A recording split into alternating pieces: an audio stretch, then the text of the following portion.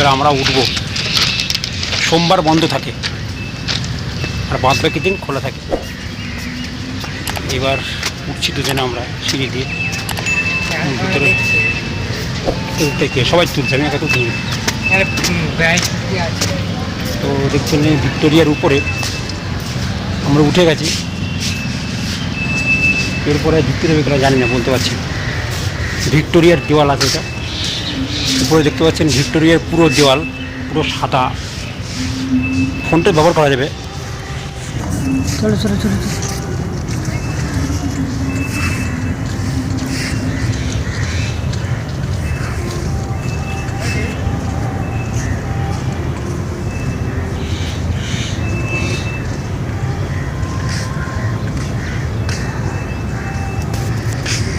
Victoria মেমোরিয়ালের মধ্যে দেখছেন জয় হিন্দ লেখা আছে। যখন নেতাজি সুভাষচন্দ্র বোস ভারতবর্ষকে স্বাধীন করেছিলেন তখন এই জয় হিন্দ বলেছিলেন। এখানে দেখছেন টিভি, কাঁচের মধ্যে দাঁড়িয়ে আছে দেখছেন।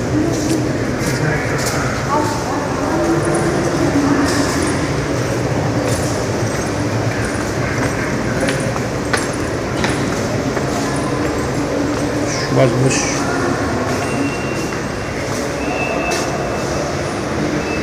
উনিশশো সালে নেতাজির বিরুদ্ধে কী কী অভিযোগ আনা হয়েছিল এবং বিচারের ফল কী হয়েছিল এ কথা 1930 সালের 2 জানুয়ারি স্বাধীনতা দিবস উদযাপিত হবে।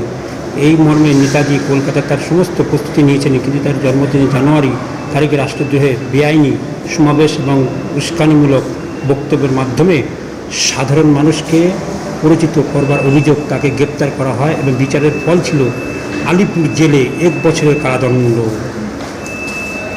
লেখা আছে সুভাষচন্দ্র বোস। এখানেও আছে সুভাষচন্দ্র বোসের, দেখতে পাচ্ছেন। এখানে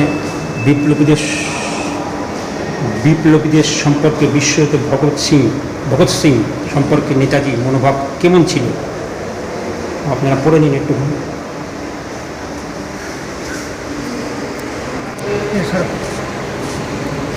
কাঁচের মধ্যে দাঁড়িয়ে আছে, মুশকিল তোর না, তুই তো বারণ করেছে।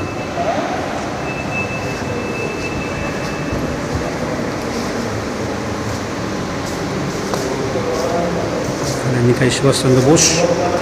এখানে লেখা আছে নেতাজি প্রথম কবে ভারতীয় কংগ্রেসের সভাপতি হন।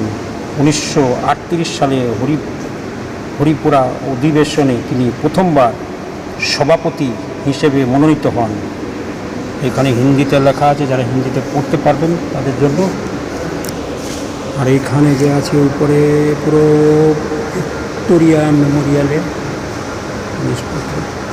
আর এখানে স্বাধীনতার সময় দেখছেন ছবি। এখানে লেখা আছে কংগ্রেস সভাপতি হিসাবে নেতাজি কীভাবে সম্বোধনা জানানো হয়েছিল। মানে ইংরেজিতে হিন্দিতে লেখা আছে।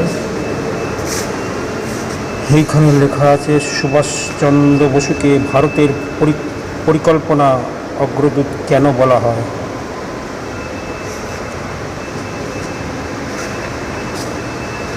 আর সেই কাঁচের ছবি।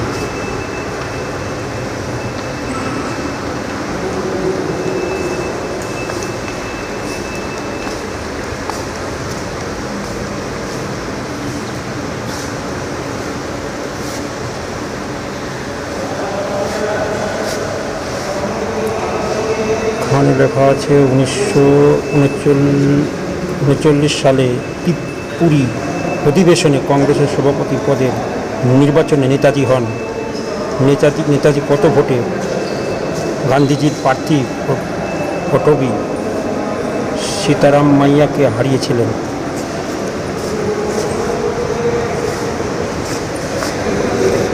উনিশশো সালে নেতাজি কংগ্রেস সভাপতির পদ থেকে ইস্তফা নেওয়ার জন্য কোথায় গিয়েছিলেন।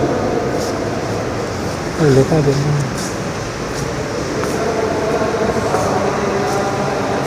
নেতাজি কংগ্রেস সভাপতি হিসেবে তাকে ভ্রষ্টাচারে করে ত্রিপুরী আনা হয়েছিল কেন।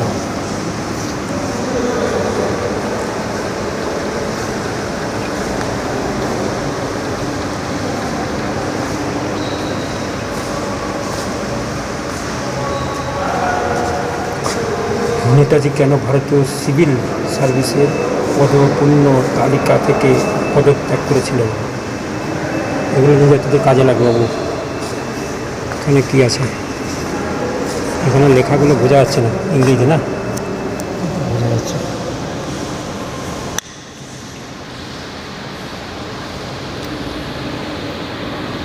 এখানে হাত দিয়ে উপরে করতে হবে, হাত দিলে উপরে হবে, যে ছোটো বড়ো করা যাবে।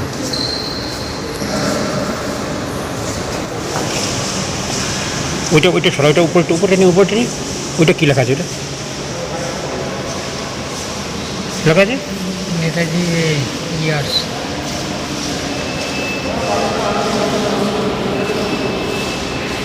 তো আপনারা ভিক্টোরিয়ার মধ্যে দেখতে পাবেন 1800, আপনারা পড়ে যাবেন, আমি পড়তে পারি না কিছু। কী লেখা আছে? এটা কী লেখা আছে? 1918 কী লেখা আছে?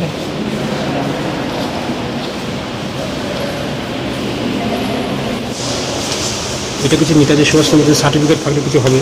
নেতাজি কেন কংগ্রেসের সভাপতি পদ থেকে ইস্তফা দিয়েছিল? বাংলায় আছে, এটা হিন্দিতে আছে। এখানে নেতাজি সুভাষচন্দ্র বোস দেখতে পাচ্ছেন। 1943 সালে 26শে জানুয়ারি বার্লিনে দেওয়া ভাষণে নেতাজি কোন লক্ষ্যের কথা ঘোষণা করেছিলেন?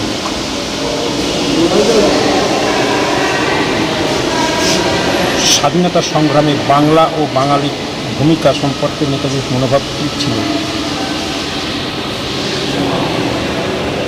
এটা ভিক্টোরিয়া মেমোরিয়ালের মধ্যে আপনারা দেখাচ্ছি, আপনারা দেখবেন ভিডিওটা।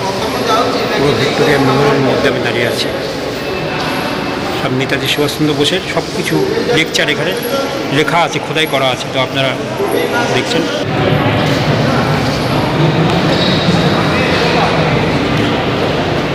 নেতাজি সুভাষচন্দ্র বোস জয় হিন্দ, এটা হিন্দিতে লেখা আছে জয় হিন্দ, দেখছেন কাঁচের উপরে খোদাই করা আছে, আমি আপনাদেরকে দেখাচ্ছি। আর এখানে সব কিছু নেতাজি সুভাষচন্দ্র বোসকে নিয়েই হয়েছে। নেতাজি একজন বাঙালি ছিলেন, তিনি ভারতবর্ষকে স্বাধীন করেছিলেন। এখানে কাঁচের মধ্যে কিছু একটা আছে,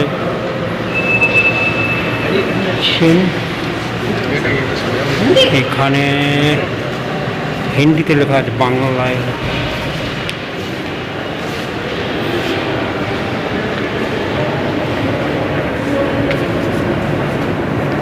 পড়ে দেখে নেবেন।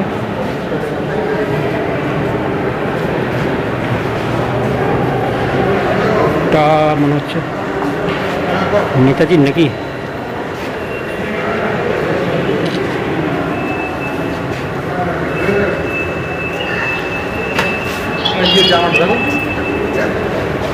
প্রচুর লোকের সমাগম। এটা কার অস্ত্র দেখতো লেখা আছে বাবু? কি কোন বিলেট বন্দুক নাকি লেখা যাক না, আপনার পরে নিন কী আছে এখানে। এই অস্ত্রটা কার আছে? AWM। হ্যাঁ না, এই কার আছে দেখতে হবে।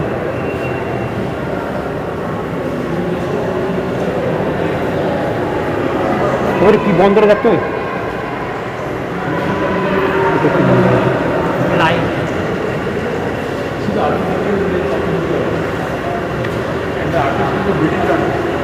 He has captured exactly what is Indians are pulling the giant drug in Sweden. Yeah, I was telling you, we saw that ship. But how, we know they came to India by ship, but how did they navigate to India? They used this.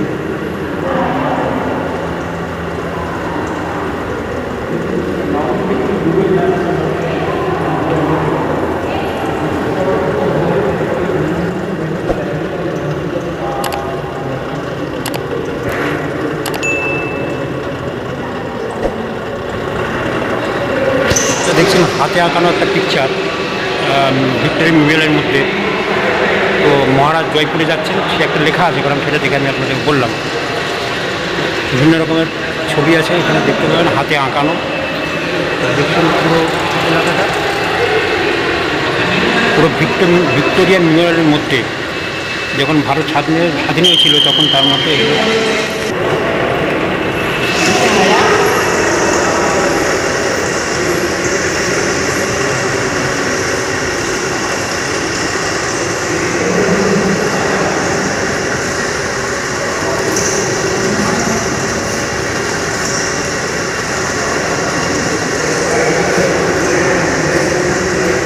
এটাও হাতে আঁকানো। ইংরেজদের পুরো যখন লালকেল্লা দখল করার চেষ্টা করেছিলেন 1303 সালে, সেইটা এখানে খোদাই করা আছে, দেখা আছে, দেখা আছে। আর 1834 সালে দেখছেন এটা তানপুরা, তানপুরা।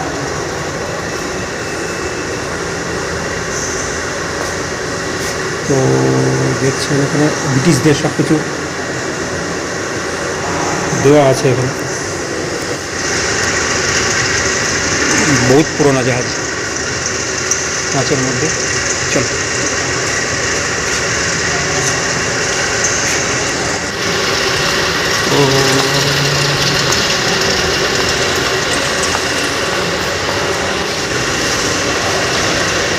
সামনে এসে দাঁড়িয়ে বলি, এরকম ভালো করছিস কর না।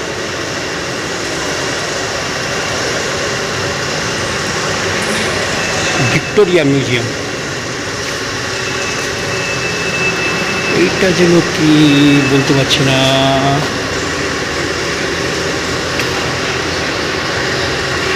এটা আগেকার যুগের ক্যামেরা স্ট্যান্ড মনে হচ্ছে।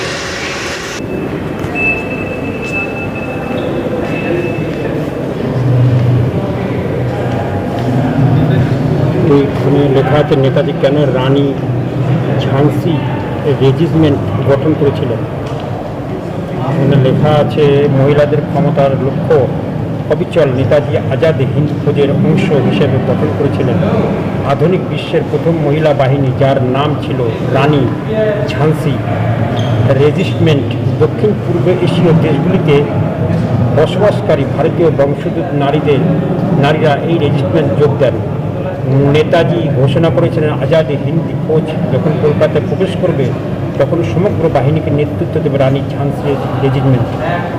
এটা বাংলা, এটা ইংরেজিতে হিন্দিতে লেখা আছে, পাশে ইংরেজিতে লেখা আছে।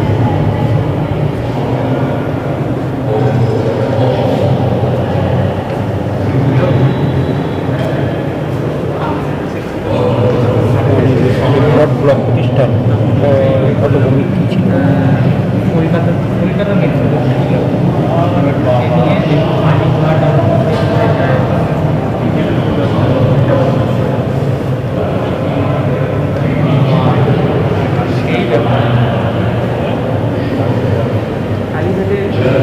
ভিক্টোরিয়ার আসল গম্বুজ, অরিজিনাল যে গম্বুজটা সেটা দেখানো হচ্ছে আপনাদেরকে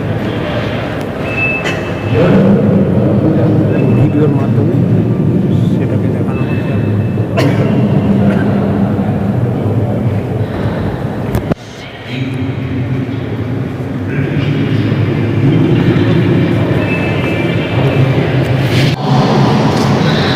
ভিক্টোরিয়ার মধ্যে এইগুলো ভিডিওতে আপনাদেরকে দেখানো হচ্ছে। এইগুলো দেখছেন ভিক্টোরিয়া গম্বুজ, পুরো ভিক্টোরিয়াটা দেখছেন, ভিক্টোরিয়া গম্বুজ।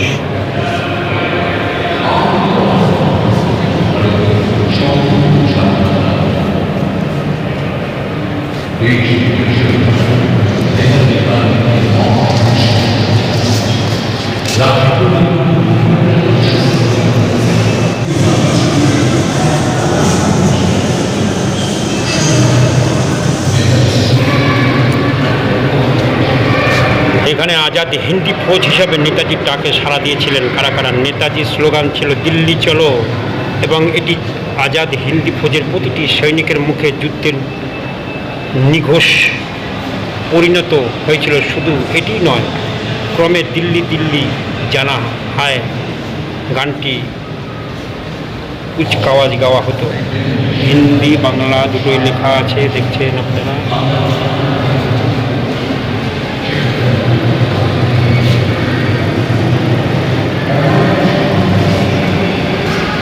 আন্দামান দ্বীপপুঞ্জে পতাকা উত্তোলন তাৎপর্য কী ছিল?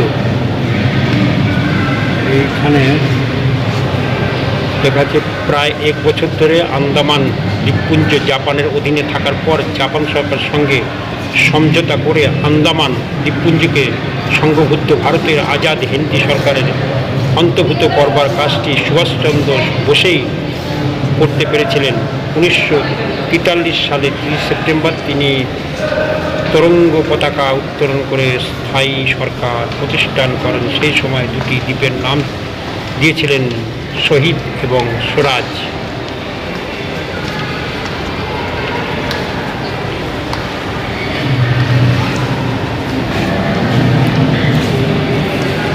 পরবর্তী গম্বুজ নেতাজি সুভাষচন্দ্রের আসল সব ছবি এখানে দেওয়া আছে। এইখানে হিন্দি ফৌজ আজাদ হিন্দি ফৌজের প্রতিষ্ঠা সেবায় মনোভাব নিয়ে মানুষ কি করেছিলেন আপনারা পড়ে নিন। এখানে প্রবাসী ভারতীয় আজাদ হিন্দি ফৌজকে শক্তিশালী করবার জন্য সদস্য নিয়োগ, অর্থ এবং অন্যান্য প্রয়োজনীয় জিনিসের যোগান দিয়েছিলেন মহিলারা। তাদের সমস্ত গণনা দিয়েছিলেন এবং পড়ে নিন আপনাদের কী কী আছে। এখানে পড়ছি রানী ঝান্সি রেজিমের নাম লেখানোর ক্ষেত্রে নারীদের প্রতিক্রিয়া কী ছিল।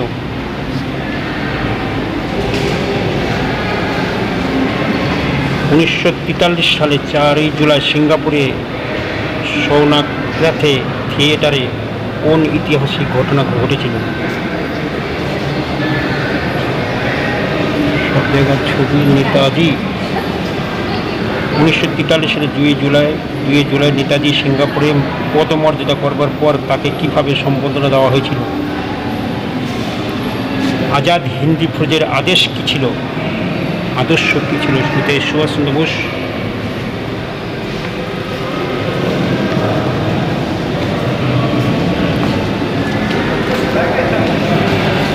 এখানে সার্টিফিকেট কিছু দেওয়া আছে নেতাজির নামে, তো দেখছেন সব নেতাজির নামেই সব কিছু করা আছে। আজাদ হিন্দি অস্থায়ী সরকারের প্রধানমন্ত্রী হিসাবে নেতাজি কী শপথ নিয়েছিলেন। দেখুন এখানে লেখা আছে আরজি হুকুমতে আজাদ হিন্দির প্রধানমন্ত্রী সুভাষচন্দ্র বসু ব্রিটিশ শাসন থেকে ভারত এবং তার 38 কোটি দেশবাসী মুক্ত না হওয়া পর্যন্ত নজরযুদ্ধ অব্যাহত রাখার শপথ গ্রহণ করেছিলেন। ব্রিটিশ শাসক সম্পর্কে নেতাজি মনোভাব কেমন ছিল।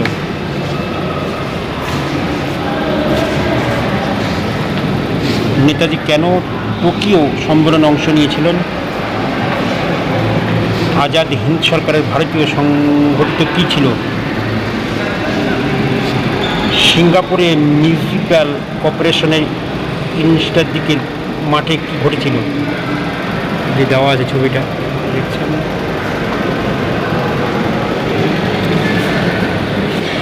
আমরা ভিতরেই আছি, এখনো পর্যন্ত বাইরে যাইনি।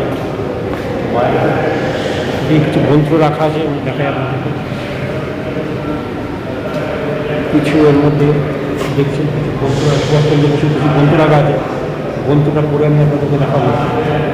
ভারতীয় স্বাধীনতা সংগ্রাম সম্পর্কে নেতাজি তার অভিজ্ঞতা এবং চিন্তা ভাবনা কি কোনো রচনা প্রকাশ করেছিলেন, সেটা এখানে দেওয়া আছে। নেতাজি সুভাষচন্দ্র বসুর যে গ্রন্থ, সেই গ্রন্থগুলো এখানে দেওয়া আছে, বইগুলো দেওয়া আছে, আপনারা দেখছেন। ওখানেও কিছু দেওয়া আছে দেখছেন। এইখানেও লেখা আছে অভিবাসী ভারতীয়দের প্রতি নেতাজির শেষ বার্তা কী ছিল।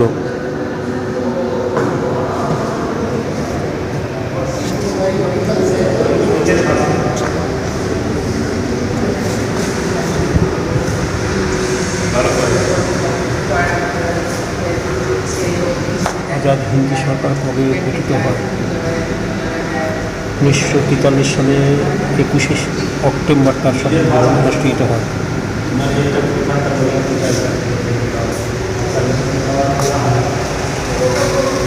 বিভিন্ন ছবি দেওয়া আছে ভিক্টোরিয়া মেমোরিয়াল। দেখছেন একটু পুরো দেখানো যাবে না এত কিছু। নেতাজি কীভাবে করে নিন এটা আপনারা।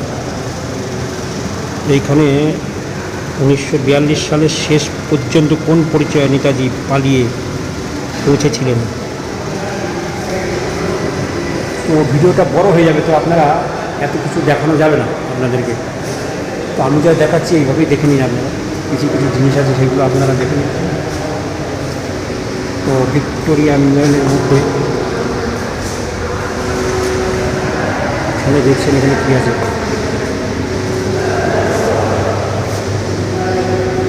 এখানে লেখা আছে ব্রিটিশরা আজাদ হিন্দি ফৌজের সেনাদের কোথায় বন্দি করে রেখেছিল।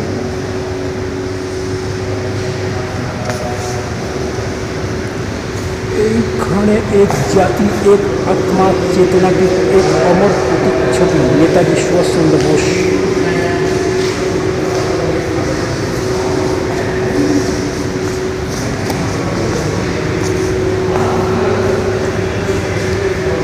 এখানে নেতাজি দেওয়া আছে, নেতাজির পরে দেওয়া আছে নরেন্দ্র মোদী, আর এটা দেওয়া আছে দেখুন,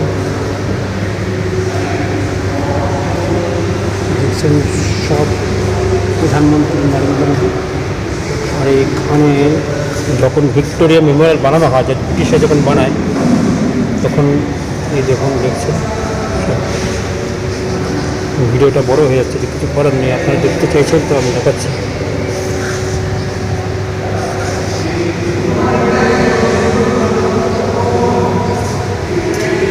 মানে নরেন্দ্র মোদীর ভারত,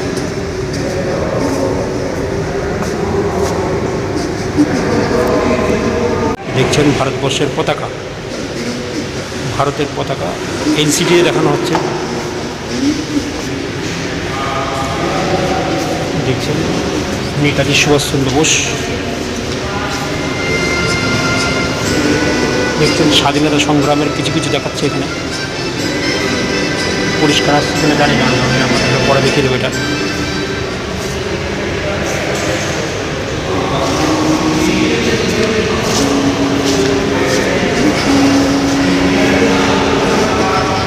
(1945 সালে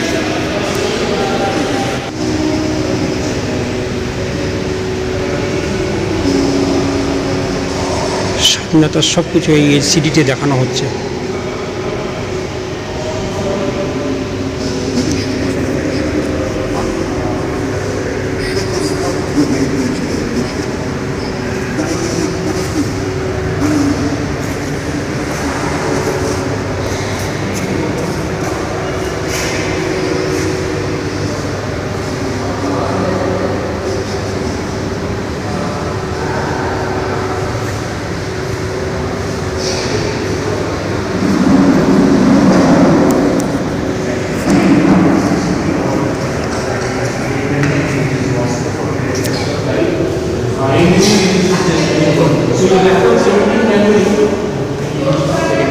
Went out and Britishers could not catch him, could not track him. Nilu আজারা বালি, The map was brutally captured then. And a lot of Indians today are under the misconception that Azad Hind Fauj and INA, Indian National Force, from the army are not at the side. This is in Singapore. Netaji came to salute Harrison road, armored vehicles which Japan and Germany, Hitler and ভারতের পুরো map,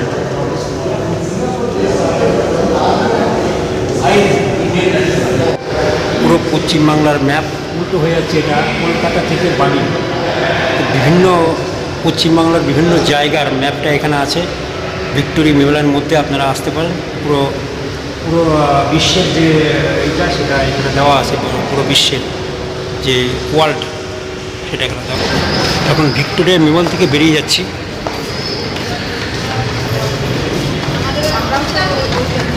Victoria Memorial যে বেরিয়ে যাচ্ছে এখন।